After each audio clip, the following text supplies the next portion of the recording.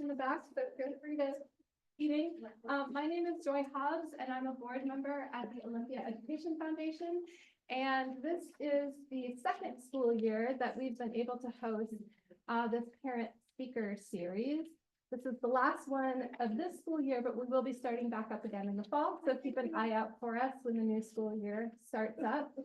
And Emily McMason has really been instrumental in helping us get this series off the ground over the last 2 years. So it's very fitting and nice that she's wrapping up our series for this year. And on Emily's website, she describes herself as a coach, a consultant, and a wisdom curator.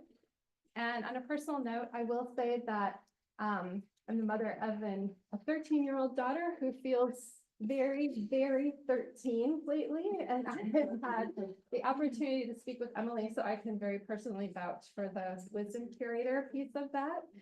And I think Emily has a really cool and interesting background. She has a degree in astrophysics and then went to Harvard to get her master's in education. And since then has continued to get additional certifications in coaching, sleep consulting. And I think a lot of you will agree with me that Emily is really a gem for parents in our community. So I will turn it over to you. Thank you.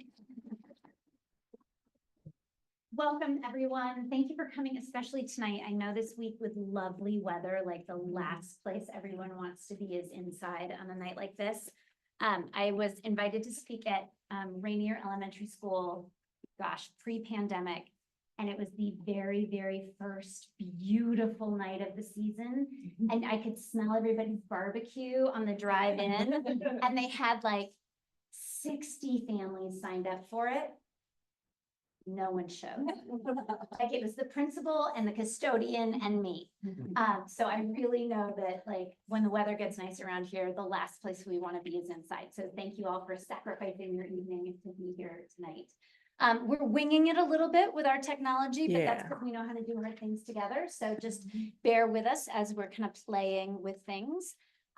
Please interrupt and ask questions as we go. I don't know if your life is like mine, but if I have to actually hold something in my working memory these days, it does not stick. So shout out early and often. I don't want you to wait till the very end to ask something. All right. And with that, are we good? Yeah, we're good. Okay.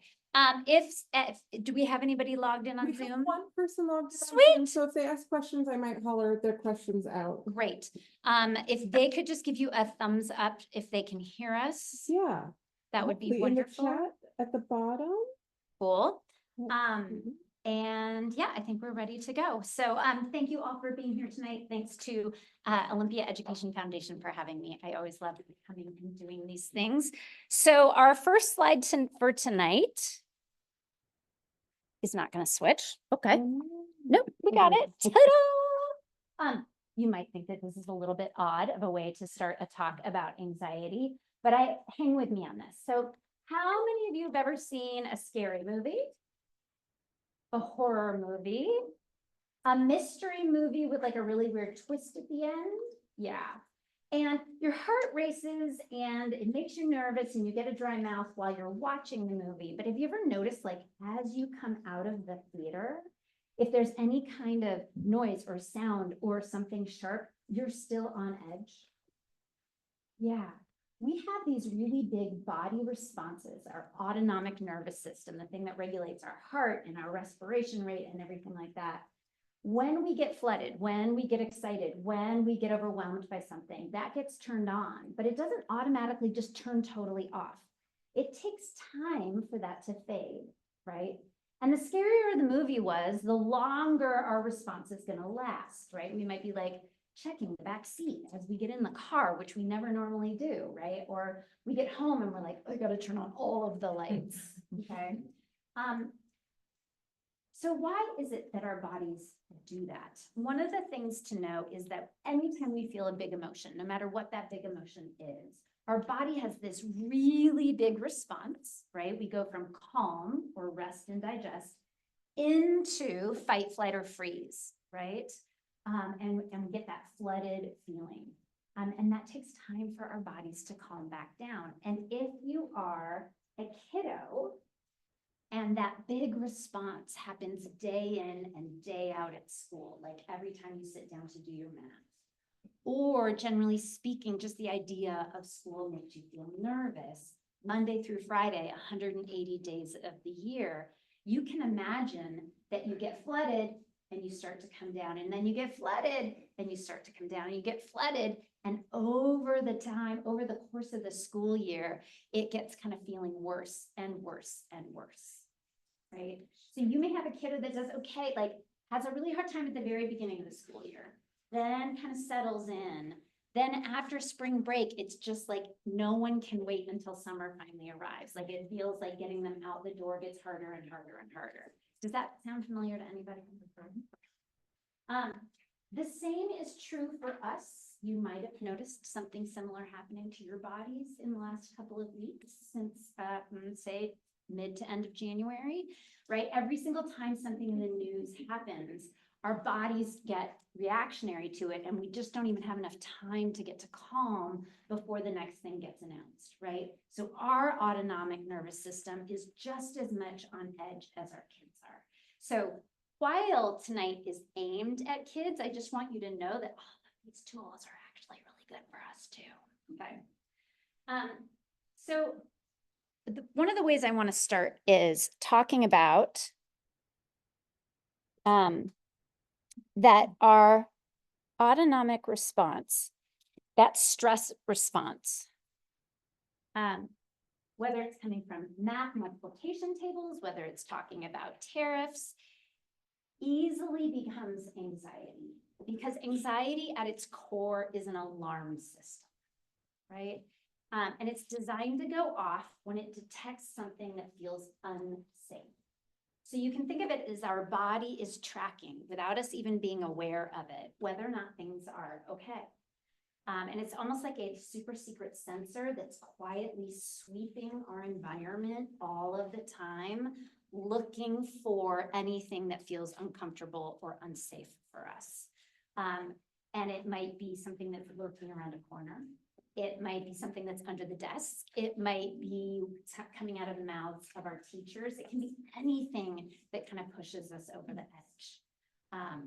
So what does that alarm system feel like? So it begins with that physical response, right? Heart starts beating faster. We might get kind of that tinny taste in our mouth. We notice that we're breathing way up here high in our chest. We're not kind of doing deep, low belly breaths, right? And oftentimes we don't even notice when that's happening to our bodies. That's kind of the first wave of anxiety, and we may not even notice that it's happening. Then there's the second stage of it, which is sometimes we name it, right? Like, oof, I am feeling really anxious. Or it just might be a kiddo running around the kitchen table going, ah, right? They might not have the words to name what's going on for them. And then we decide, like, what action are we going to take? So, for example, if you're going on vacation and you haven't gone anywhere in a really long time and everyone needs a break, and you know that SeaTac is a hot mess right now with all of the construction that's happening inside, you might be feeling anxious about making sure you get to your gate, right? The action that you take is to say to everybody, I know nobody likes hanging out at the gate, but we're actually going to leave 30 minutes early so that we can make sure that we're getting to the airport and relaxed and on time, right? So we have this body response, we name what's going on, and then we take an action to deal with it. That's how anxiety tends to work for us. But there's another piece of anxiety when that anxiety kind of flips from healthy into unhealthy. And for a lot of us, that's what we're seeing happening for our kiddos, right? And that third part of anxiety is when it pops up for no apparent reason, or the anxiety is way bigger than the cause, right? So the thing that triggers it seems pretty small, but their response is really, really huge, okay? And usually that leads us to what's called catastrophic thinking. Oh my gosh, this is terrible. It's always, or it's never, right? Those globalization words that let us know just how big their response is in a moment. Okay? And when that happens, we overestimate the risk. So whatever it is that's freaking us out, it is now enormous. And we underestimate our abilities, right? And so when we have that overestimation of that risk and underestimate our abilities, that means we flipped into that unhealthy kind of anxiety. Does that description make sense? Questions about that at all? Okay. And that means that, and that can be about anything, right? That could be about feeling anxious about our homework or fitting in at school or what to say at lunch or who to play with at recess, right? A national survey that got released in the fall of 2023 looked at over 220,000 students from 845 schools in 20 states, including Washington, right? So this big swath of data looked at lots and lots of kids. It looked at middle school and high school. So I'm not going to name any data about elementary, but it doesn't mean that elementary school kids were like footloose and fancy free and just fine, okay? And what the data found was depression, stress, and anxiety were listed by 50% of middle schoolers and 56% of high schoolers as the most prevalent obstacle to their learning. In other words, things feel too big, and that's getting in the way of my learning, right?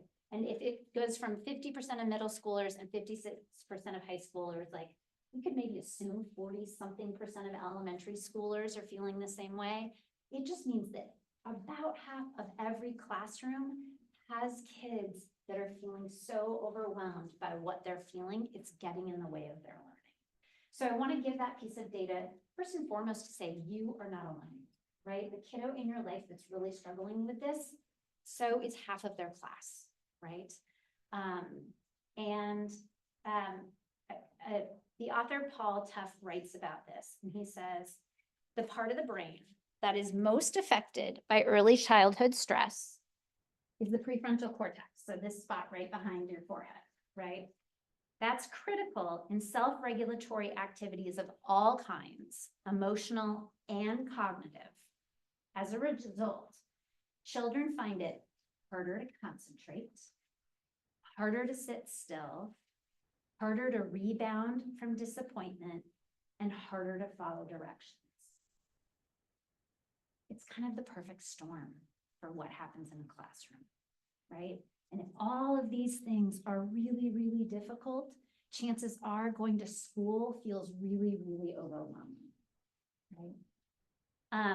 So at home and in the classroom, if that's what's going on, it can look like these kiddos of ours are being willfully disruptive, right?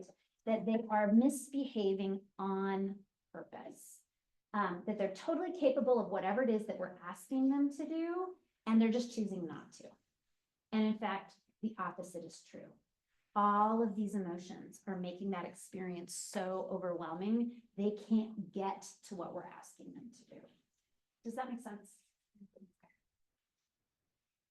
The other piece that's important for us to recognize is anxiety doesn't just show up as a behavior. There are lots of emotions that go with anxiety as well. So it often sits as the tip of this iceberg. And so underneath that waterline, the feelings that you don't see, or you might see one of these and assume it's sitting there by itself. You might not recognize that it is anxiety at its core.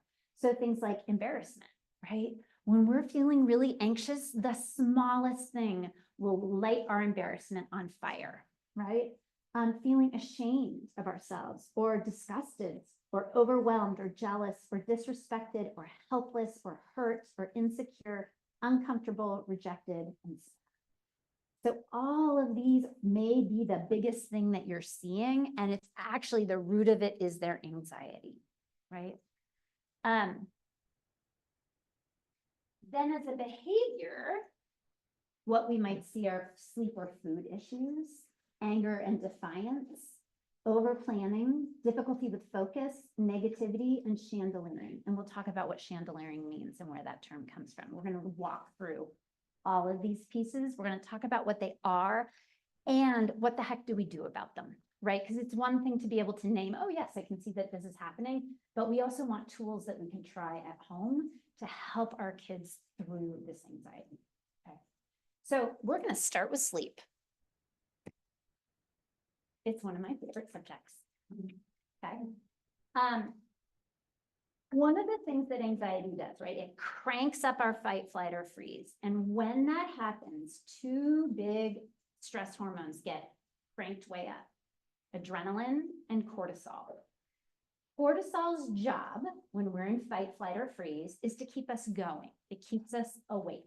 If I'm trying to outrun a lion, I do not want to get tired. I do not want to think, I really just need to curl up under this beautiful banyan tree and take a nap.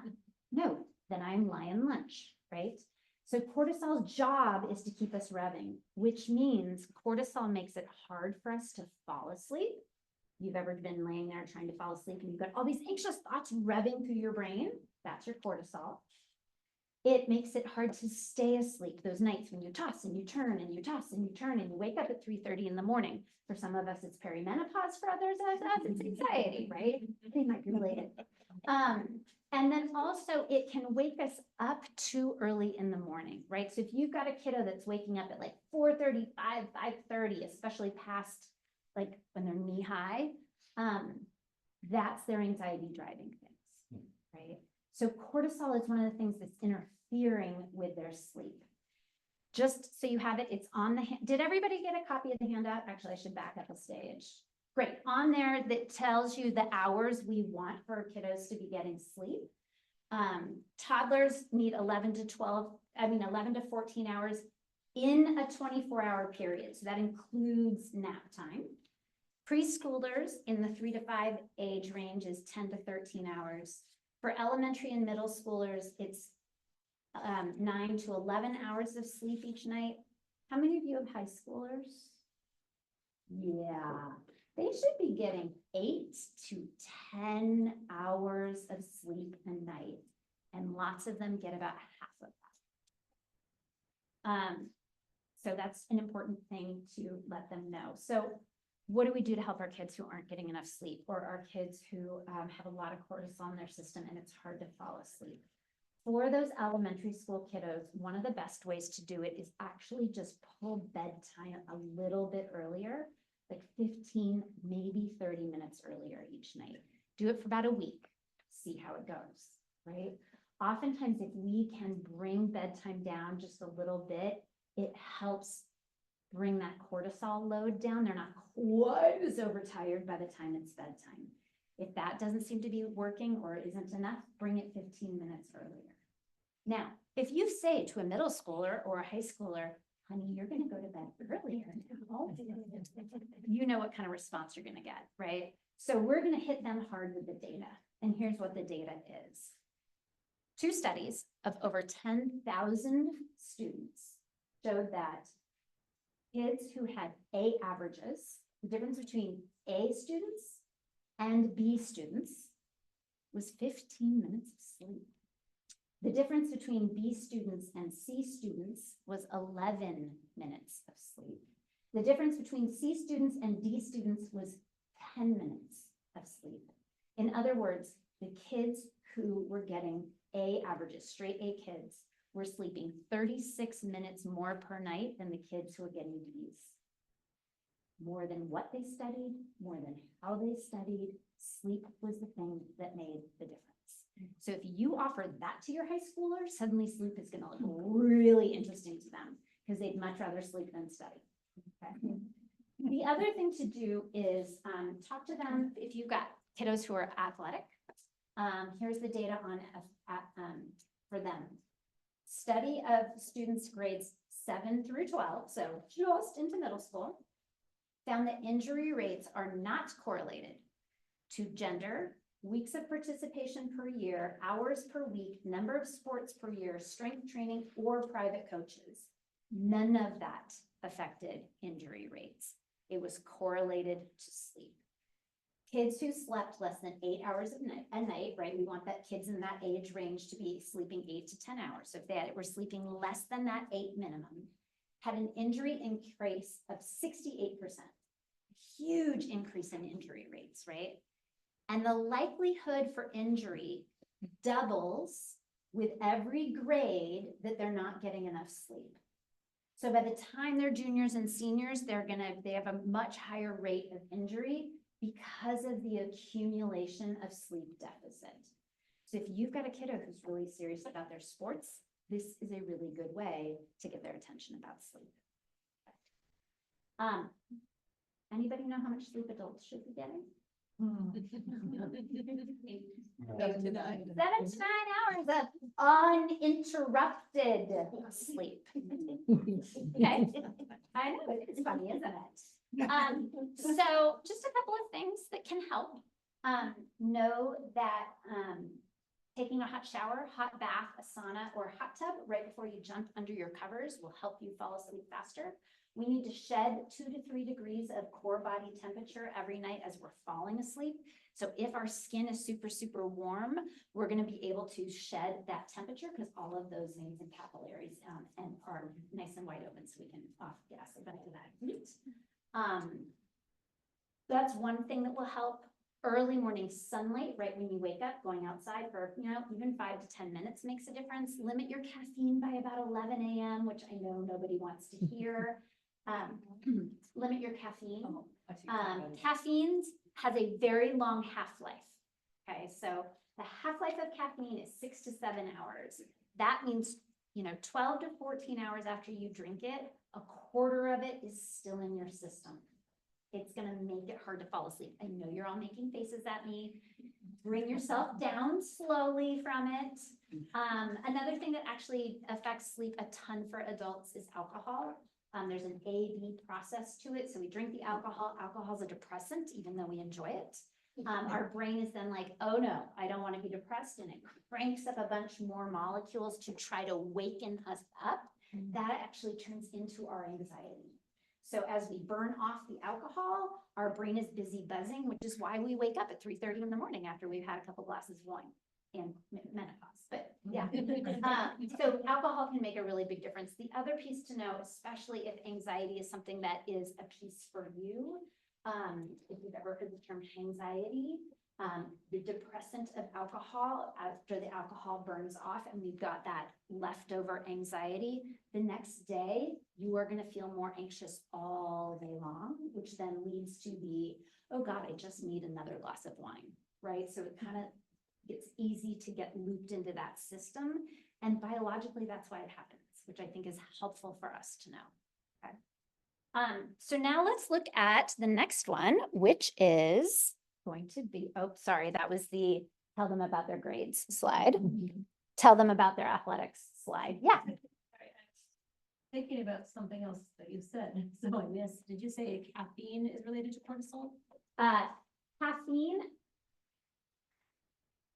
So caffeine acts as an, no, come on. It's an inhibitor for a particular molecule. Adenosine? Yes, adenosine inhibitor. Thank you. And so what happens with caffeine is that it parks itself in these receptors in your brain. And so you don't feel, you're tired, but you can't feel the tiredness. And so it keeps you awake and kind of buzzing. And because its half-life is so long, it takes so long to come out of your system. You're going to, like, if you drink a 3 o'clock in the afternoon coffee, you're going to be 12 hours later, you've still got a quarter of that in your system. Does that answer the question? Yeah, I thought you said the word cortisol, and the last thing I remember you saying was caffeine, and then so I Yeah. was thinking about something else. Yeah, yeah. Deep in my brain. but Yeah, it's- sorry, So I there's missed so it. much information I want to Yeah. give you that I'm like, up. Thank you for the advice. All right, so let's talk about how anxiety shows up as anger, all right? That's when a kiddo either explodes about not being able to do a task or explodes at us about something that they're trying. And it could be anything from learning how to tie a shoe or riding a bike or studying for a calculus exam, whatever it may be. And that's where that third piece of anxiety comes in, when it's flipping from healthy to unhealthy, when they're overestimating the task and underestimating their ability to manage what's going on. Then you get this explosion of anger.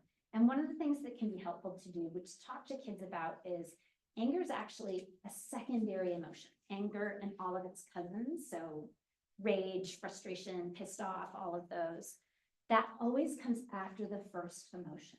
So when they're angry, absolutely acknowledge it. It's not that anger is imaginary, it's just that it's secondary. So saying to them like, yep, you are pissed.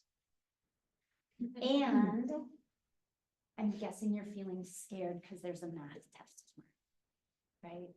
So helping them start to name what's underneath. Don't go any further. You don't have to say anything more than that. Just help them name what's going on. Usually when we help them name that under emotion, you kind of watch their bodies go. You keep talking, they're gonna get angry again. When we are flooded, one of the things that irritates us the most is the sound of human voice. Okay? You might have experienced it. And if you think about it from an evolutionary perspective, when we got flooded was when we were trying to escape a predator. And if I'm trying to run away and listen for where I think that predator is, another human's voice is gonna be too loud and stop me from hearing what's going on behind me or from the sides or in front of me, right? So think about like anytime you're driving somewhere and you think you're lost or late or anything else, the first thing you do is turn off whatever you're listening to and tell everyone in the backseat to be quiet. Okay? That same thing is happening for our kids. So when they get really flooded, when they're really angry, if we keep talking at them, especially if we're trying to say things, well, you know, if you would have started studying last night, this wouldn't be like, don't, right? Just help them name what they're feeling and then go quiet. See what they give you next. Make sense? Yeah, so I guess this is where my daughter has anxiety with, and she erupts in anger, and she knows that she's overwhelmed at the time, like, and but it's a simple thing. If I ask her just to clean off the top of the table, it's, I can't do it, I'm overwhelmed, and I can't help her each time. She needs to learn how to do these things herself. So how do you bring them down so that they can do that and they're not freaking out for like 10 minutes and then you're late because you can't move 5 items. Yeah, yes. Yeah. So part of it is part of it is having for a lot of this, have the conversation offline, not when they're freaked out, right? We want to do our problem solving when we're calm. When we are flooded, the prefrontal cortex is silent, okay? Prefrontal cortex is logic, planning, strategy, task initiation, and emotional regulation. If I'm not emotionally regulated, I am letting you know my logic, my planning, my strategy, and my task initiation. In other words, my ability to do that thing, nada, nothing, okay?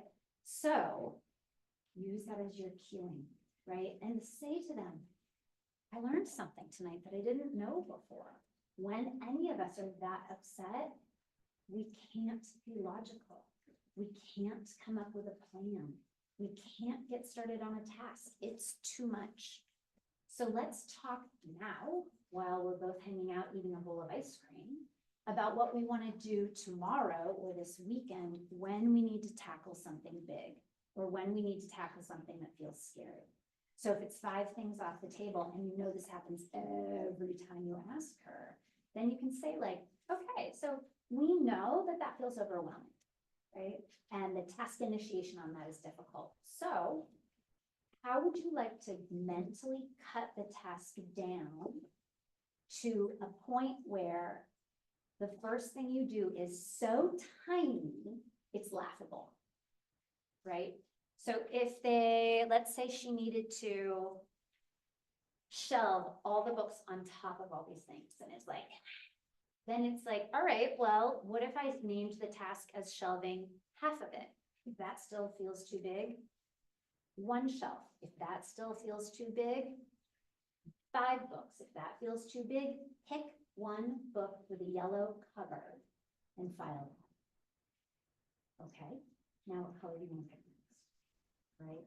And that's a tactic that's true for all of us. If I say to you, it's time to do spring cleaning, exactly. If I say to you, okay, if you grab the vacuum and you vacuum for 3 minutes and then you're done with the task, no matter how much gets vacuumed or not, you're like, fine, whatever, right? It's that piece of overestimating the risk, overestimating the size of the task and underestimating our ability to do it. So help her break it down into smaller bites. So I feel like I've done that Mhm. over the years. Like, I mean, I used to want to clean the whole art shelf, right? Yep. I go shelf by shelf. Yep. But then there's the anxiety through every day then, because there's one shelf a day, right? Yep. And then it's I How just- old is she? 8. Yeah.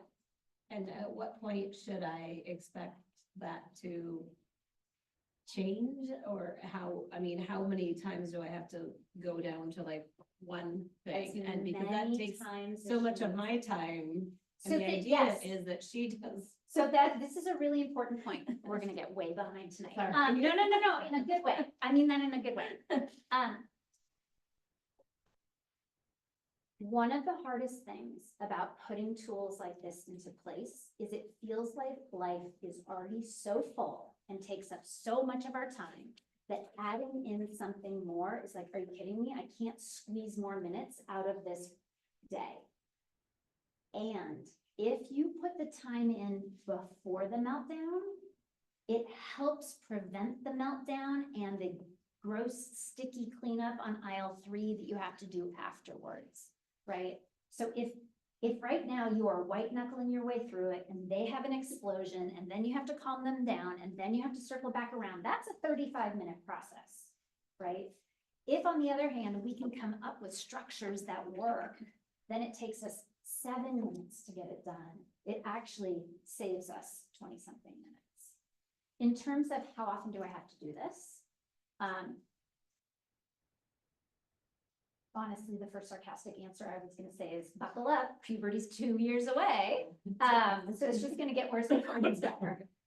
Know that the brain changes more during puberty than the body does. All we talk to kids about is what's going on in their bodies. Their brains change more.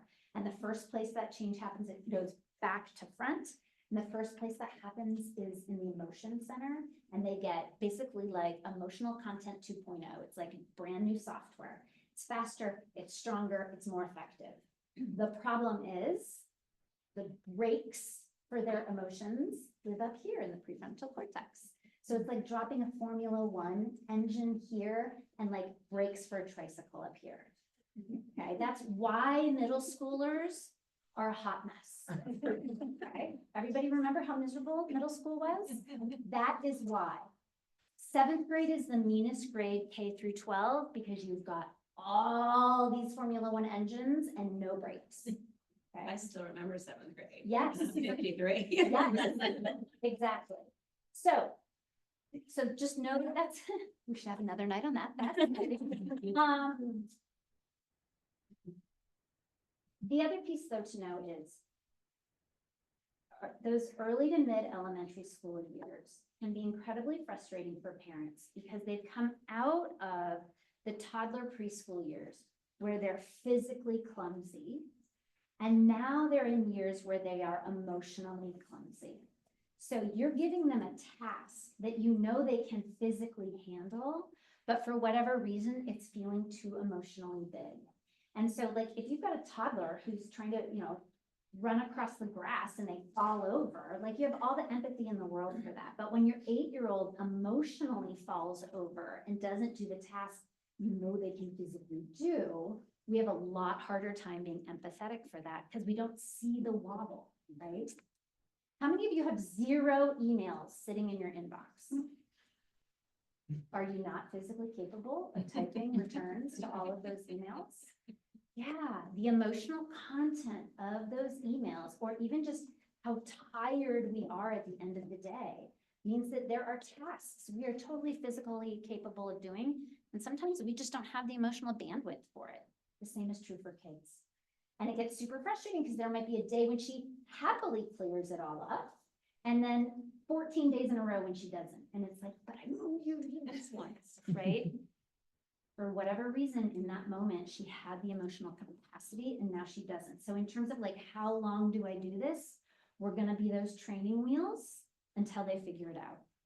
Which is different than, you can't seem to do it, I'll just keep doing it for you, right? That's where we don't wanna head up, down that path.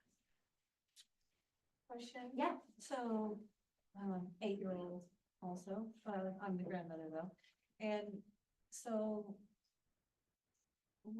one thing that we have tried that in that capacity, doesn't always work, of course, but it's like, well, I'll help you get started, Mhm. or let's do it together. Yep. And as long as he picks up 1 or 2 Yes. of the items, Absolutely, that's a win. absolutely. And then the other thing is, sometimes we wait and ask for that to happen. When we know something they really want to do is coming up. And it's like, okay, well, we gotta do that, then we're gonna go do this. Yep. And the third thing is that we will sometimes, and this may not be as kosher, you can reflect on that. But sometimes it's like, well, if we can't get all these put away, then we'll put 3 of them out. And next time you'll just have 2 to start with. So there's only 2 to put away.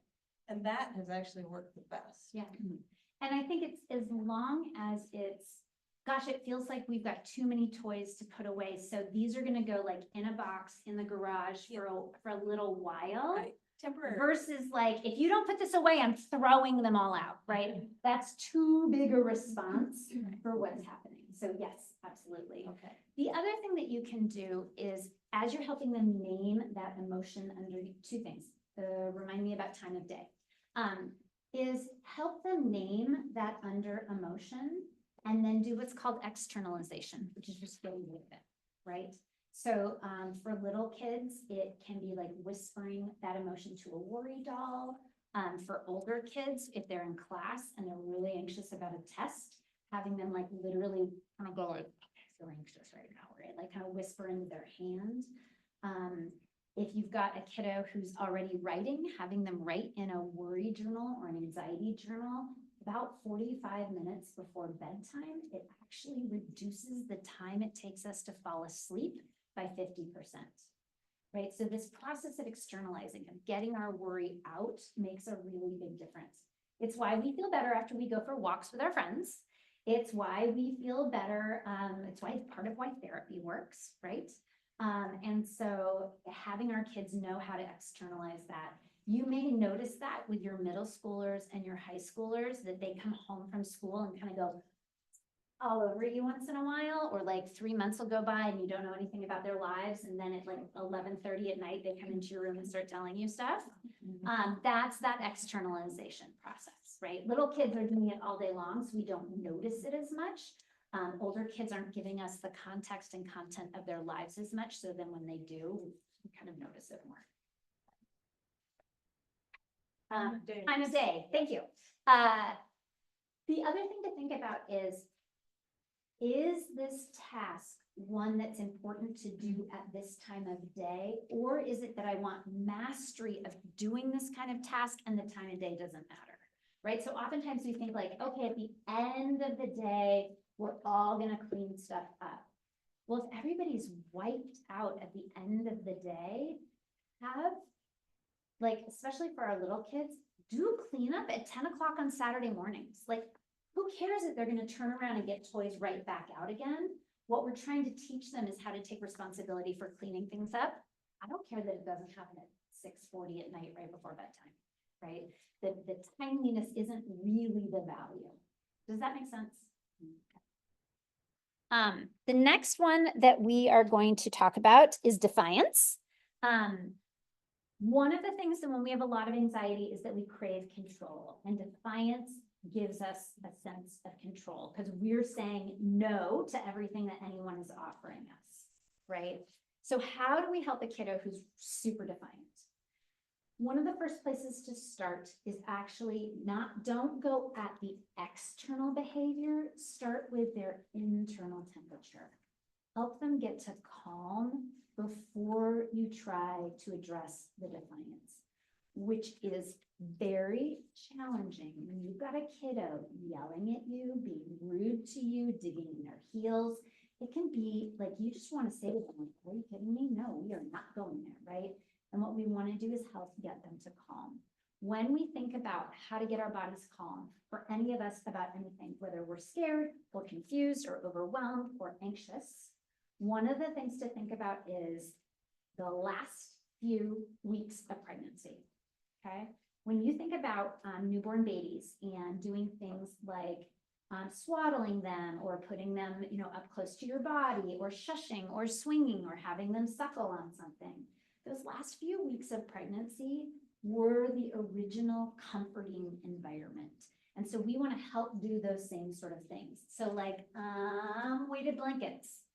Guess what? When you're squished up in utero, there's a lot of pressure on you, right? So that's why weighted blankets work. I know I keep bringing up menopause, but for any of you who are wearing the weighted vests around the house, same thing. You may notice like, oh, I'm doing this for my bone density. It also has a calming effect for us, right? So if you've got a kiddo who's like, wah, defiant, giving them a burrito hug, right? So now when they're super defiant, coming to them face to face may not work so well, right? Arms and legs are coming at you. But if you come up from behind them and wrap your arms this way around them, give them some good, nice, tight pressure, rock them back and forth, right? That's that sensation that they felt when the pregnant parent was walking. It gives that rocking feeling. You also want to make shushing sounds. Remember, again, we don't want to be talking at them. That's not going to go well. But if we make shushing sounds or even hum, that helps relax them as well. Another thing you can do is throw, those like malleable freezer cooling things that sometimes you throw like in coolers when you're going somewhere. Have some of those in the freezer. And if they're really, really stressed out, walk over and just drape one around their neck if they like cool. By contrast, you can also do like the rice bags you can throw in the microwave. Give that to them to put on their chest or around their neck, right? Because what we want to do is give that vagus nerve information that it's safe. Make sense? I have one that I heard the last session like this. If you can press your back against a hard, flat surface, either standing against a wall or laying on a floor, that is supposed to signal to your body that you're safe. Yep. So Yep, absolutely. I don't know how you're gonna Like, convince them to lay on the floor. but it works. Yeah. And if you think about like when you go out to dinner with friends and the restaurant's totally open, everybody picks a corner booth, right? We like this sensation. It's reminiscent of being in a cave and looking out across a savanna. If I know my back is safe, that helps me relax. If I feel pressure on it, it's going to help me relax. The vagus nerve comes out, it's the 10th cranial nerve, and it comes out of the back of your neck right here, and it splits and it comes around, and then it goes all the way down your chest and into your gut. And putting any kind of pressure here, it's even why, sometimes when you get stressed, do this kind of thing. All of those give relief to the vagus nerve. Humming does the same thing. It's literally vibrating the vagus nerve as well. Okay, next behavior that we want to look at is lack of focus. Believe it or not, anxiety sometimes comes with a lack of focus. And sometimes it can be a little challenging to notice if it's ADHD and ADHD-I, so in the 10 of ADHD, or anxiety. And oftentimes those two go together. About 50% of adults who have ADHD also have anxiety. So those are really linked. So what do we do to kind of help get them back on focus? One of the biggest things is get right up in their space. I mean, like, not so they're going to hit you, but just even getting in their field of view, because if I stand right here for the rest of the night, you're definitely going to be paying attention to me. If I'm way back here for the rest of the night, it's way easier to get distracted by all the cool flags, right? So if we're up close to them, that's going to pull their focus. Another one is physical touch, right? They're going to orient to it. So those are ways that we can help when they seem to be totally not with us, right? So what do you do when they don't want to be touched and they find your presence extremely annoying and they tell you? yes. Yeah. Yeah, try audio. So like if you've got either your phone or a little Bluetooth speaker, play music for them to get their attention. If you have a cat or a dog, walk over and plop said animal in their lap. You can also use like weighted stuffies. Target has a lovely line in their Pillow Fort collection of weighted animals, stuffed animals. I have 2 of them in my office. It's pretty funny. The adults and especially the adult dads make fun of them. And then by the end of the session, are sitting there holding them. My favorite is I have an 18-year-old kiddo.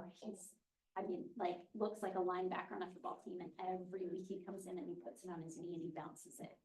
No idea he's doing it. It's really charming. Okay. Those are the pieces there. The other thing to do is ask them what would be helpful, right? Again, not in the stressful moment. Ask them what would be helpful, what would help you focus, what would help bring you back, right?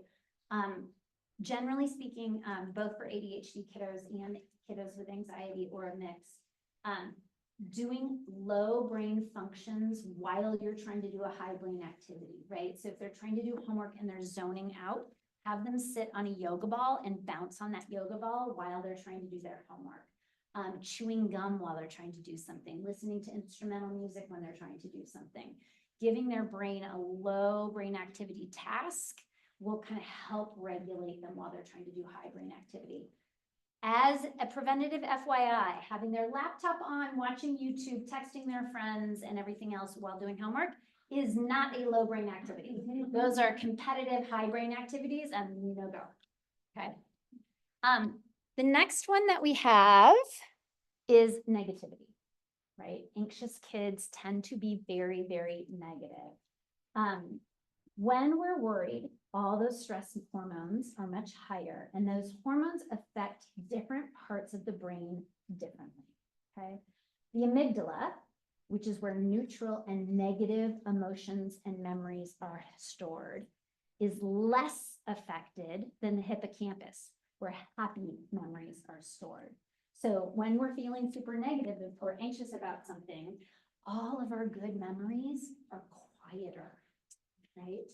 So if I'm walking into a classroom and I've got a lot of anxiety and I see all of my classmates, I remember that you didn't share your lunch with me and you cut me off in line and you took the library book that I wanted. I'm not going to remember that you shared a cupcake with me or, things like that, right? So what happens is you start to believe your own hype because the world looks scarier. It looks more threatening. I'm remembering the negative things more.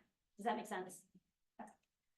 In terms of what we want to do about it, we don't want to deny their emotional experience.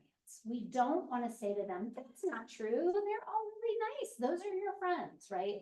That's actually going to make them feel isolated and worse and lonely and dig in even more. What we do want to say is like, yeah, that is how you're feeling. Pause. And I'm wondering if you can remember something nice that's in this, right? Creating a sense of gratitude or creating a gratitude practice has huge implications in terms of our physical health, our mental health, and our emotional health, right? The Berkeley's Greater Good Science researches the effects of gratitude. It turns out people who practice gratitude have stronger immune systems, lower blood pressure, less stress levels.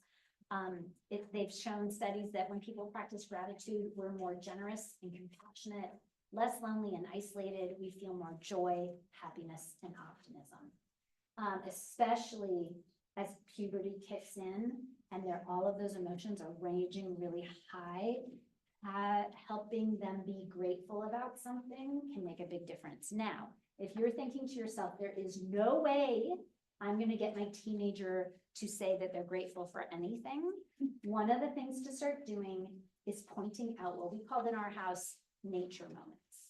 So the deal was if you looked out the window and the sky looked pretty in any way, you got to yell at the top of your lungs, nature moment.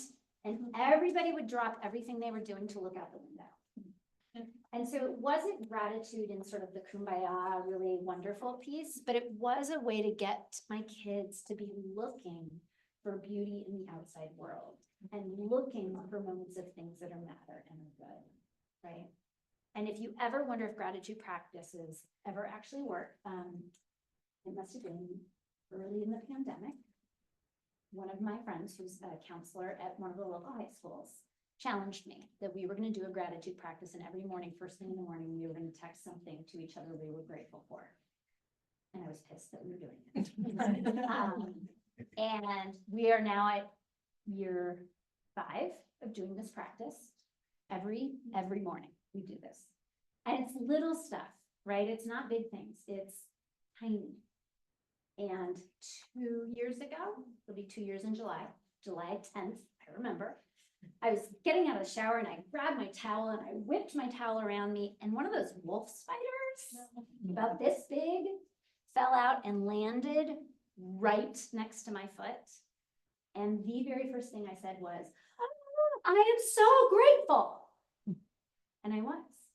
And I was like, guess we're gonna keep doing this for the rest of forever, because it actually changes the way you look at adverse moments. And that's worth something, right? All right, chandeliering. There's my spider. Chandeliering is a term that Brene Brown came up with. And it's the idea of going 0 to 60 in the blink of an eye. That literally you're like standing or sitting, no problem. And then something lights you up and you're literally hanging by the chandelier, right? And the idea of chandeliering is that for our kids, if they don't know how to talk about anxiety, if they don't know how to process it, they're gonna jam it down and jam it down and jam it down. And then suddenly there's gonna be this moment where there's an enormous explosion about it, right? And so one of the things that we can do for kids who chandelier is start talking to them about their anxiety, not using usual emotional language. So one of the ways to do it is talk about where it's showing up somatically. Where are they experiencing it in their body, right? Oftentimes anxiety is like that pit in your stomach, or that tightness in your chest, or constriction in your throat, or like pressing on your temples. It shows up in different places for everybody, but generally speaking, there are some common places it shows up, right? There are actually some cool heat maps of emotions that they take studies of hundreds of people and say, well, where do you feel sadness? Where do you feel overwhelmed? Where do you feel joy? And they've made like human emotion maps, and it's really cool to look at, like, oh, embarrassment does tend to show up right here, right? And different things like that, but helping our kids make up their own maps, right? Where does anxiety show up? Oh, so it kind of makes sense that you have a stomach ache every Sunday night, because that stomach ache is your anxiety telling you you're nervous about school the next day. Then talk to them about it. Like, is it like the size of a pebble? Is it the size of a rock? Is it the size of a softball? Is it, if it feels like somebody's like choking them, is it like a string? Is it a rope? How big is it, right? Because for some kids, talking about how it's showing up in their body is a lot easier than using the language of emotions. You can do anything you want, right? Like you could do colors. You could talk about it in terms of textures or temperatures or shapes. A kiddo might feel more comfortable saying, it feels like prickly orange goo, than saying I feel anxious, right? So those are ways you can do it. Then, especially if you're doing it somatically, especially if you're doing it through their body, help them see that it is contained to one part of their body. It's not their whole body. So if it is this deep pit in their stomach, I'll laugh with them and say, like, okay, so tell me about your ankles. How are your elbows? What's going on with your eyebrows right now? Because chances are it is not head to toe. And when we can give them that perspective, no matter how intense that emotion is, no matter how big it feels, we are always bigger than anything we're gonna feel. And that helps lower the anxiety. The other thing to know is when we name an emotion, it will fade within 90 seconds. The wave might come back, but it will fade. Versus if we say, I can't go to school and this is terrible and that's bad, we're triggering and re-triggering that anxiety over and over and over again, which is ratcheting up our adrenaline and our cortisol and all of that. But if we can say, I feel really anxious, it fades out. Emily? Yeah. We have really, okay, I kind of get stuck in my own head about wondering if our kids are being like open, like weaponized ignorance, and just defiance. And I had something the other day for the kiddo, and I asked him how his ankles felt and how his earlobes felt, and they all felt the same. It was the maximum angry horrible. So it's like, I feel like sometimes they're smart and we use this stuff and it's like, they know we're doing therapy stuff. Yep. And so they just kind of throw it right back in our face. Yep. So then, What great. do- So then you can say, oh, well, it sounds like then we need a different way to get it out of your body. What's gonna work? Right? Give it back to them. And what if they're offering like BS answers, like, well, just don't make me do the dishes anymore? Yeah, you just sit there quietly and raise an eyebrow. Like, they know they're offering you BS, right? Like, all you have to do is be like, my daughter can do the one eyebrow. I cannot. I'm very sad about it. It's genetic, by the way, so those of you who can do the one eyebrow lift. But yeah, I mean, really, they know what if you feel like they know what they're doing, you can just give them that look like, Okay. Pause and wait, let them. wait. Patience is a beautiful thing. Silence is a powerful boundary. Right? Thanks. Or you can smile at them and say, it's really hard, and this is how we're practicing distress tolerance. Yeah. For my kiddo, I have a hard time getting her to talk about it. It's a lot of pushback. I don't know. I Yep. don't want to talk about it. Yep. Even when I come back in moments at home. Yep. When we're eating ice cream. Yep. It's just resistant. I don't like talking about it. I don't want to talk about it. Why do we have to talk about it? Yep. And so it's just, I don't kind of figure out ways of like breaking that down or Yep. How old is she? 11. Yeah. Mine's sitting at 17, so. Yeah, good luck. So I think part of it is sometimes talking isn't effective. That talking about it feels so overwhelming.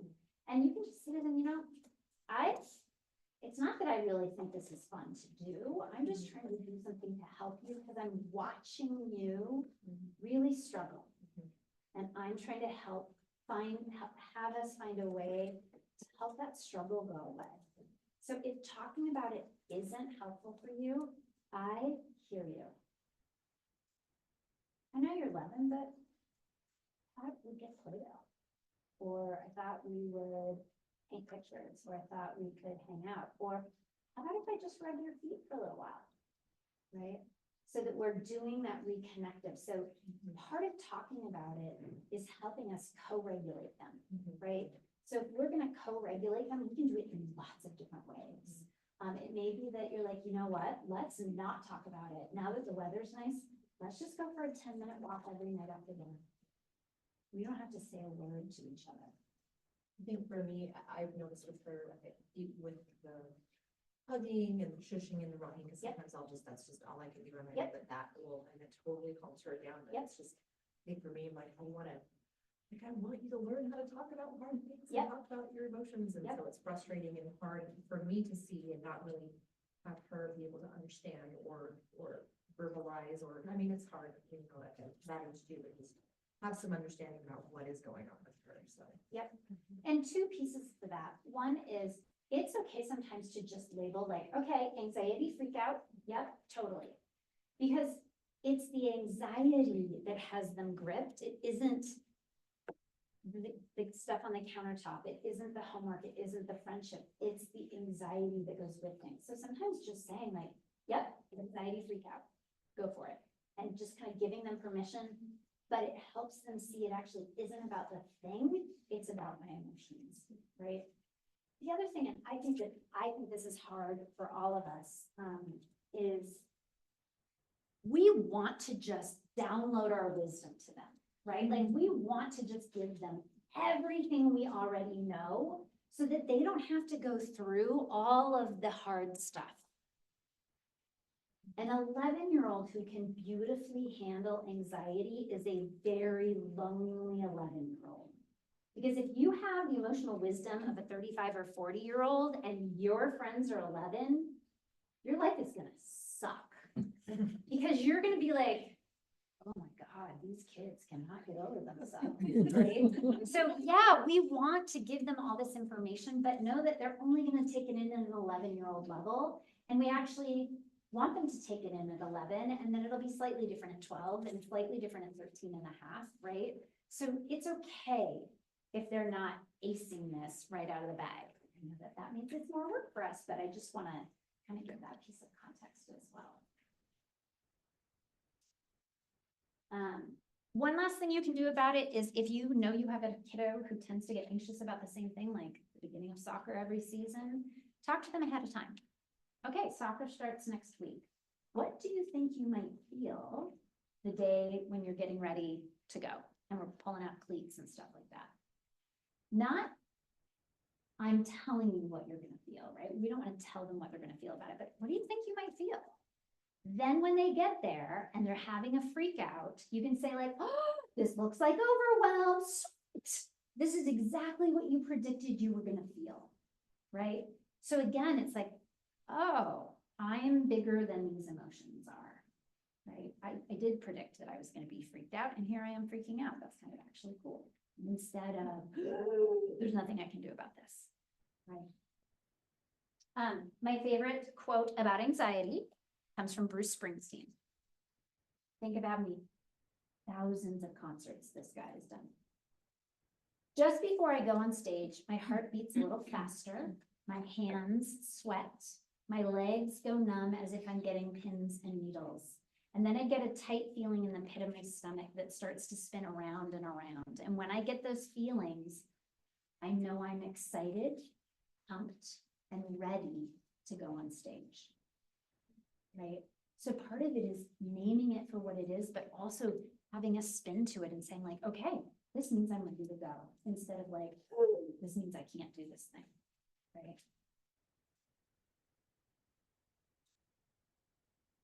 Avoidance. Anybody not quite done with their taxes yet? Welcome to avoidance, right? Sometimes when we feel anxiety about things, we avoid doing it. Sometimes our avoidance is actually paperwork around it to avoid the big feelings. So for example, you might have a kiddo who does not want to be late to school. And so they spend all morning, every morning, hurrying everybody else up to try to get out the door early, right? They're avoiding the feeling of being late. Other kiddos, avoidance is ignoring you when they say it's time to do their chores, disappearing when they know it's time to do dishes, stuff like that. So what do we do with those two different kinds of avoidance, right? So for the first one, what we really want to do is give them inside tools to relax their anxiety, because they're not going to be able to micromanage the outside world all the time, right? And in fact, if you have an adult you know in your life, coworker, parent, family member, who micromanages the ever-living out of everyone, they probably have anxiety, right? Because they're not micromanaging because they think that they know everything. They're micromanaging because it gives them that sense of control, right? And it's a way of trying to hold everything and nail it down so that they can relax. But external tools are not always the best ones because you don't always have external control, right? So helping kiddos who do those active ways to try to avoid things, like, okay, let's, instead of worrying about this, like, let's do our long exhale breathing. Let's do our self hug. let's do, pressing on the vagus nerve. Let's hum, let's sing, let's whatever. Those are tools that they can do no matter how late everybody is running. Then there is the not doing. And oftentimes what happens with that is that we assume a kiddo is choosing not to do something, not that they are kind of emotionally stuck and can't do it, right? So one of the big frames for us is to let go of the won't and understand that it might be a can't. And what we want to do when that happens is help our kiddo pull apart the stress from the situation. So people who are afraid to fly, right? It's fear of flying, one thing. What we want to be able to do is pull it apart and say, flying is its own thing. We could feel anxious about flying. We could feel anxious about getting in a car. We could feel anxious about whatever. What we want to look at is the stress and what's happening with that stress and addressing the stress, not the stress as fear of flying. Does that make sense? Okay. Not yet. Okay. So if I've got somebody who oftentimes, well, fear of flying is a big one, right? And people will say things like, okay, I'm just gonna look at the statistics of how many, well, don't look at them lately, but like how many planes land safely. I'm gonna look at the data that that's safer than driving a car. We tend to think of solving the anxiety based in the thing that's making us anxious. It isn't about the thing at all. It's that we have fear. And what do I do with my fear? Like how do I put blinders on and manage that emotion, not manage the thing that's causing it? Does that separation make sense? So how do you manage the fear? I know somebody who's afraid of both flying and driving. Yep, absolutely. So part of it is acknowledging that fear's job and anxiety's job is to keep us safe. And how cool that is that we have this alarm system in our body that's designed to help keep us safe. So one of the first things we can do is actually thank the stressed or worrying or fearful brain. Oh, my brain is really cool. It's trying to keep me safe. When we say thank you to the brain, it stops triggering those emotions. So now we're quieting the brain, we're bringing it back down. Another one is the physiological sigh. Regular inhale through your nose, sharp inhale through your nose, long exhale through your mouth. You might have heard of like square breathing or box breathing. That is lovely if you're laid out on a yoga mat and already in a Zen place, because that kind of breathing actually just maintains whatever state you're in. If you're freaked out and you're trying to get to calm, you have to elongate the exhale compared to the inhale. There's all sorts of physiological things. I'm happy to talk you through it afterwards if you want to know.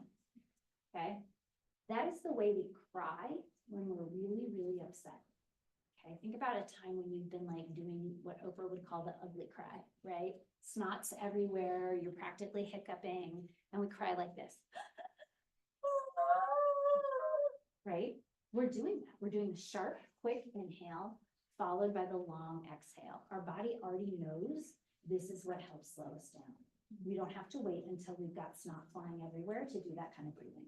Okay. If you feel like your anxiety tends to run hot these days, breathing that way, regular inhale, sharp inhale, long exhale, 5 minutes a day, lowers your resting heart rate for 24 hours. It improves your sleep for 24 hours, and it improves your mood for 24 hours. So if it takes you about 5 minutes to drink a cup of coffee, or after you drop off kids and you're on your way to somewhere else every day, breathe that way. It helps. All right.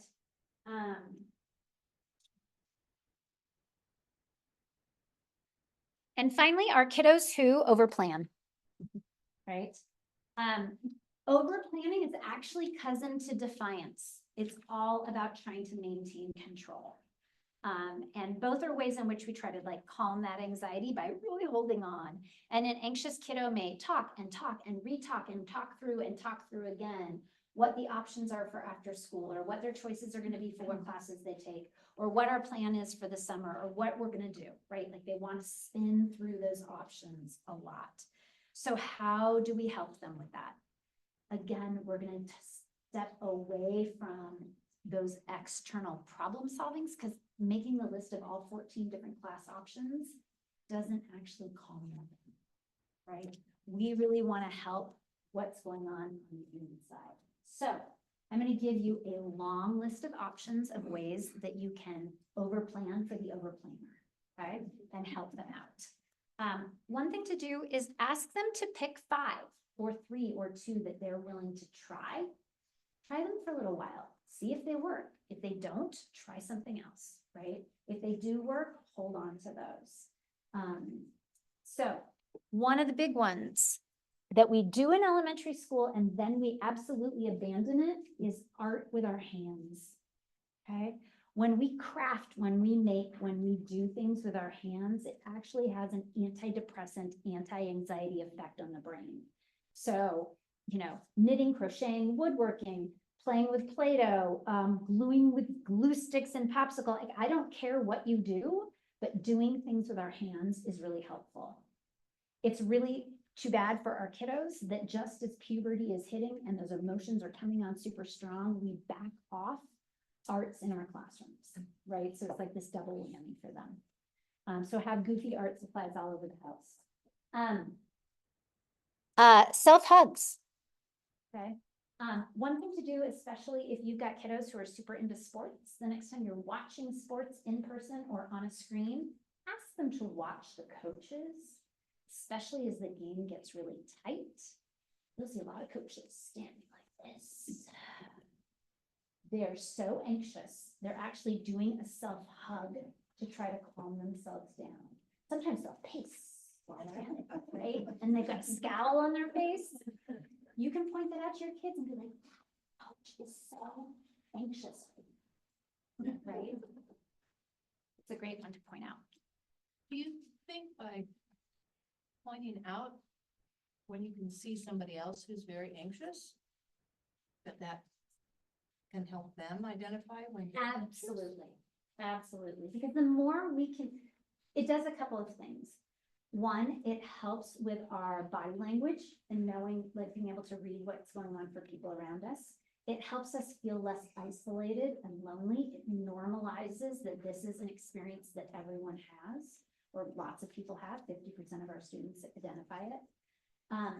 It also helps build empathy skills, right? And especially if, so for example, let's say you are watching a game and it's the coach of the other team and your team is winning. And so you're feeling excited and joyous and all of those things. And you can see that coach feeling really anxious and nervous. You can talk about like, oh, isn't that interesting? We're all watching the same game and yet we're having very different emotional experiences of this game. That helps them to realize, like when they're in a classroom and doing a math quiz, some kid is going to be thrilled about it. Somebody's going to be almost in tears. Somebody else is going to be bored. Somebody else is going to be feeling something else. And that helps build out their ability to start to imagine somebody else's life experience.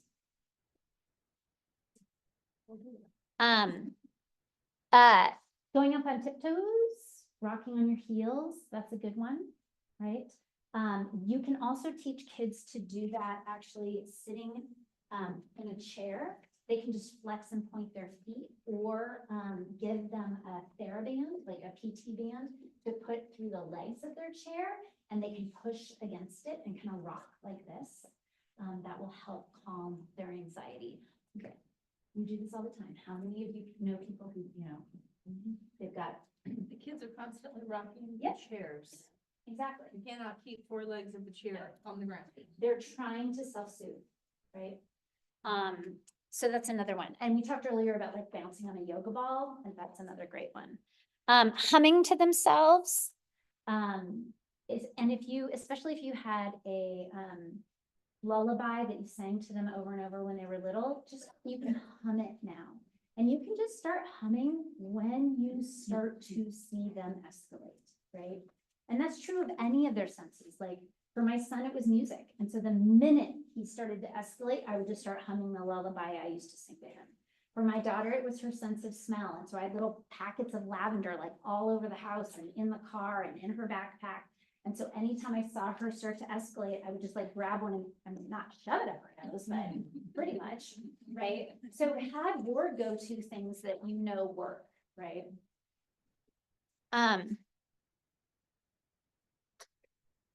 Pressing on your chest. So the vagus nerve comes around on both sides and then it comes, it's called vagus because it means to wander. And it splits and it's got a bunch of little tiny branches that go all the way down your chest. When you put pressure on it, it sends a safety signal to the brain. So think about like if you ever see like a little kid darting towards the road and their parent just grabs them and we all go, right? We're trying to send a safety signal to our brain that everybody's safe. Okay. It is interesting then that when we say the Pledge of Allegiance, we do this. We're sending a safety signal to our brain as we say it. Okay.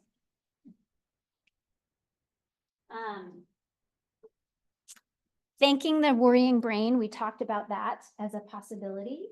Another thing you can do, especially for a kiddo who tends to, for some kids, it's situational anxiety, like it's about soccer or it's about transitions or it's about something. If you have a kiddo though, that tends to run hot all day long with anxiety and everything is bugging them, set a worrying time of day. And so when they're like, but it's like, it's not 4:30 yet. Right? That's different than we're going to ignore it or shove it down or never address it. All right. This is training the brain about when we're going to worry about things. Pick a time of day when they're well rested and well fed. Don't do it right before bed, right? Don't do it right before dinner. You're going to get meltdowns, right? But picking and then give them like, okay, I'm going to give you 5 minutes to worry. Tell me everything. Talk as fast as you can. Tell me everything you're worried about. Don't problem solve it. Don't try to fix anything. Don't try to talk them out of it. Let them just externalize. Okay.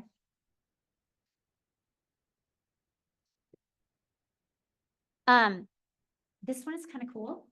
Well, I like all of them. As the brain is shutting down from front to back, right? The more flooded we get, the more it's shutting down back to front to back. When we're way back here and we're totally freaked out, we need to get the midbrain back online. And one of the ways we can do that is to identify shapes, not objects. So to say to a kid, like, okay, sit really still and then just look with your eyes at everything around you. And as you're looking at things, name the shape, right? So like rectangle, rectangle, square, triangle, circle. That actually brings the midbrain back online that then allows us to reboot the prefrontal cortex. Okay.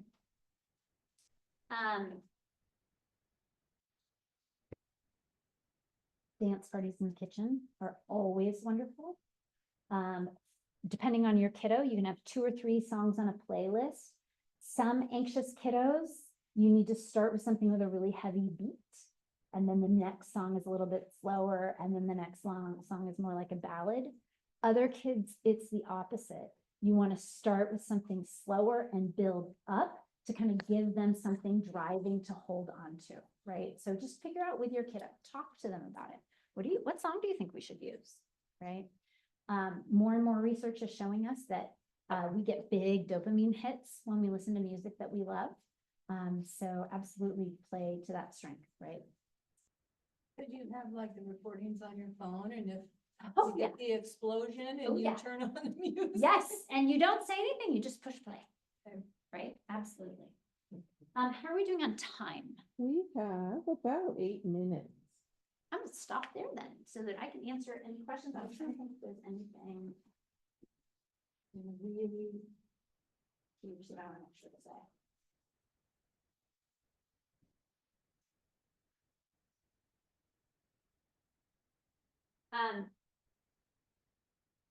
Okay, yes.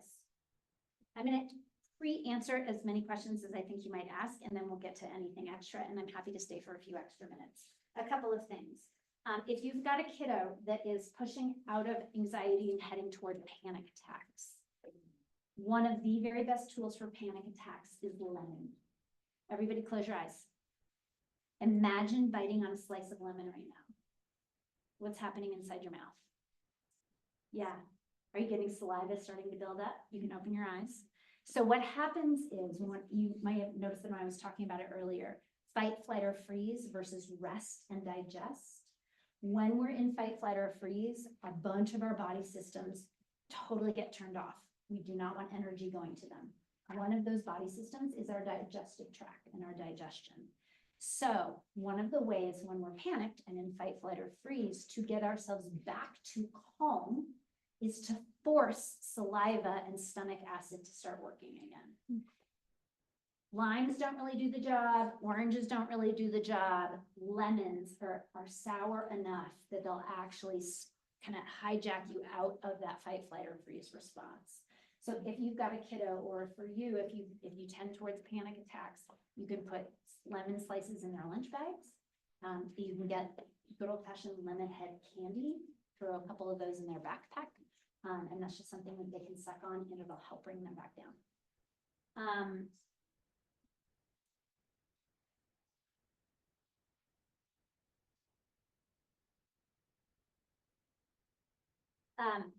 What do I do if I think my kiddo needs professional help? And when do I know when that line has been crossed? If anxiety is getting to a point where it is interfering with your child's ability to have the life they want to lead, and these tools aren't helping them get there, then we want to go one step further, right? Talk to school counselors, you're welcome to come see me, or your kiddo can come see me, talking to other mental health professionals. Helping kids go that next step to talk to somebody makes a really big difference, right? If that is then not enough, there may be another family conversation about medication. That's a conversation to have as adults, as the decision makers, with influence from our kiddos, depending on their age, and working with their primary care, right? And again, it's a question of, is this anxiety twisting or shaping or overwhelming their everyday experience, so life isn't what they want it to be? Does that make sense? That's sort of where that line is. Okay. We have 5 minutes. Who's got a question? Sweet, answered everything about anxiety. Yeah. Curious about the origins of Mhm. anxiety, whether it's a nature or a nurture thing. Yes. Talk about mental health as generational wealth, but Yeah. you have generations of anxiety building generations of anxiety. Yep. And it can be both, right? Like, we all know some kids or adults who are just mellow humans, right? Nothing seems to kind of faze them. And essentially, so part of that vagus nerve's job is to be assessing all day long, am I safe or unsafe, right? And when we have anxiety, it's that trigger for that vagus nerve is very quick. It's very sensitive. And so for some of us, we just get triggered very, very easily, right? It's like folks who have, some people just are like, don't get super upset about things, right? And other people have really big emotions really quickly. So it can absolutely be individual nature. Who am I? It can also be nurture. If you are being raised by an anxious parent, or being raised in a family situation that has a lot of unsafe elements to it, we're absolutely going to be funnel towards an anxious response. So both can be true. In terms of, if we know that we are anxious and we've got a kiddo who's also anxious, talk out loud about your experience. Name what you're doing. Go through the steps of how you're managing your own anxiety so they can start to see what to do about it.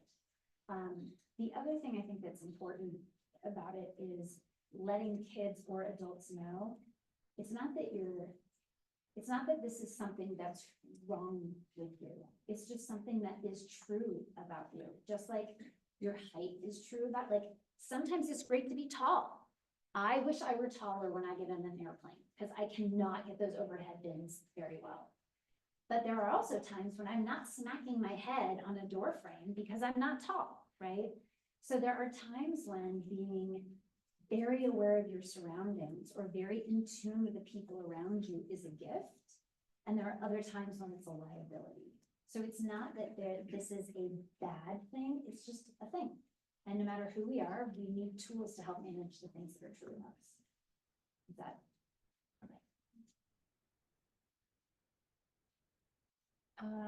What about when it turns to violence? Mm, 8-year-old violent. Yep. Part of it is looking for triggers and patterns so that we're stepping in before it goes. Explosion. Yeah. So then I would start with sleep, make sure there's enough sleep. Then I would look at the environment. Is it too overstimulating for that kiddo? Lots of us are like, for some people, I mean, this is awesome. All these flags, all this color, all these books. There are kids and adults for whom this is an overstimulating environment. They're going to be revving towards anxiety just by what they're looking at, right? I worked with one family who dad was way high up in state government and just had the news on all the time because he needed to know what was going on. For that kiddo, that auditory impact was enormous and their anxiety, and it was a lot of violent behavior out of this kiddo. We got them those noise canceling headphones. Dad turned down the volume of the television and kiddo had headphones on at home. We tend to think of those things at school, but we did it at home. Whole different world. So think about like, where is that? Think about sensitivity to clothing, think about the temperature in the house. Think about the language that we're using. Are we using enough, like slow enough on ramps as we're starting to ask something of them? Like if we're just like, hey, grab the thing, that may make it go. But if we're like, oh, it's about time for dinner. Dinner includes setting the table. Oh, hey, placemats, would you mind getting out the placemats? Like we've given them a long entrance ramp to that pass, right? Another thing that tends to come up is that people will say, yeah, that's really great that I'm doing all these things for them, but no one's going to do this for them in real life, right? You would never give keys to the car to a 3-year-old and say, yep, you need to start driving now because at 16, you're going to need to know how to do this, right? We also want our kids to know what are the tools that help them so that they then go forward and pick environments that work really well for them, right? Some of us are huge extroverts and working in an enormous office space with cubicles that are only like waist high is our idea of a great time. Others of us are like, oh God, any job where there's a door I can shut is my kind of work, right? We absolutely pick our environment. We pick what we do and where we live and who we hang out with. So please don't worry that you're doing a disservice to them if you're giving them tools. Tools are different, and that kind of loops back to your initial question of tools are different than doing the thing for them. That isn't helpful for them. But if we're giving them tools so that they can do these things for themselves, yeah, absolutely. We're at 8:01. Are we good? Yeah. Sweet. You guys are awesome. It's warm in here. It's beautiful outside. You hung in. Thank you all so much. My email and phone numbers at the bottom of the handout if you need anything else. Have a great, great night. Thank you. Yeah. And please take pizza. If you need Oh, I'll a take slice some. For the road, or leave some for. Thank you so much. Yeah, thank you. Sorry, it wasn't the smoothest. but Oh, we I made think it we through. did just fine. The side switch, it was great modeling.